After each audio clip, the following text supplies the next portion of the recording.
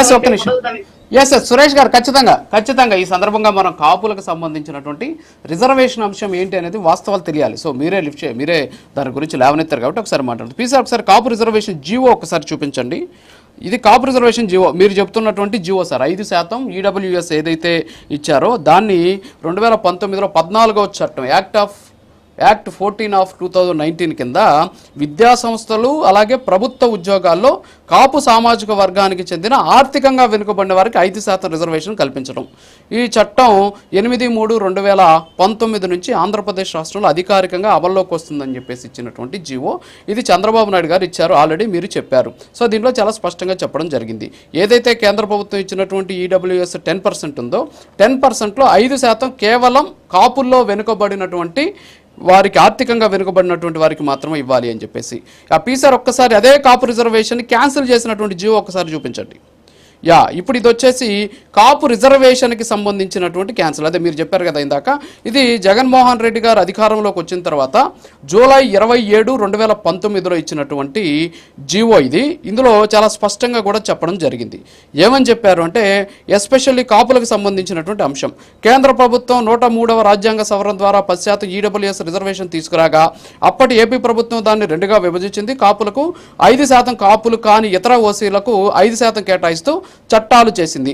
అయితే ఈ విభజన రాజ్యాంగ విరుద్ధం అని కొందరు సుప్రీంకోర్టు మరియు ఏపీ హైకోర్టులో కేసులు వేశారు మీరు చెప్పినట్టే.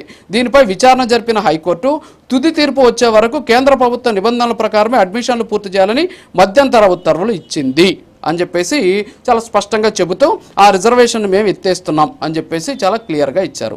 మరి 5% ఇచ్చారు, చంద్రబాబు నాయుడు ఇచ్చాడు 5%.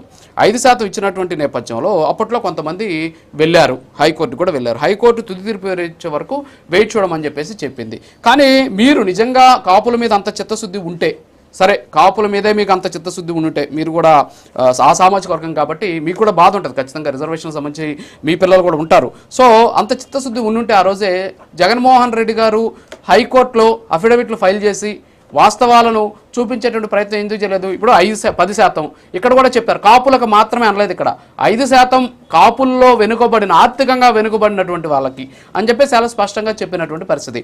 సో రిజర్వేషన్లో 50% దాటకూడదు కాబట్టి కాపు రిజర్వేషన్ జోలికి వెళ్ళలేదు. సరే ఇవన్నీ కూడా పక్కన పెట్టి చాలా స్పష్టంగా ఉంది. హైకోర్టులో మీ ప్రభుత్వం ఎందుకు పోరాటం చేయలేదు అప్పట్లో? ఇప్పుడు వచ్చి కాపులకు మేము ఏదో చేసేసాం అని చెప్పడం ఎంతవరకు కరెక్ట్? సార్ నేను ఒక విషయం చెప్తాను రాజు గారు.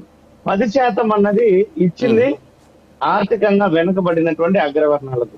ఇది దేశంలో ఒక కేంద్ర ప్రభుత్వం తీసుకొస్తున్నటువంటి రిజర్వేషన్ అంటే దేశంలో ఉన్నటువంటి అన్ని రాష్ట్రాలకు సమానంగా వర్తిస్తుంది నియమ నిబంధనలు.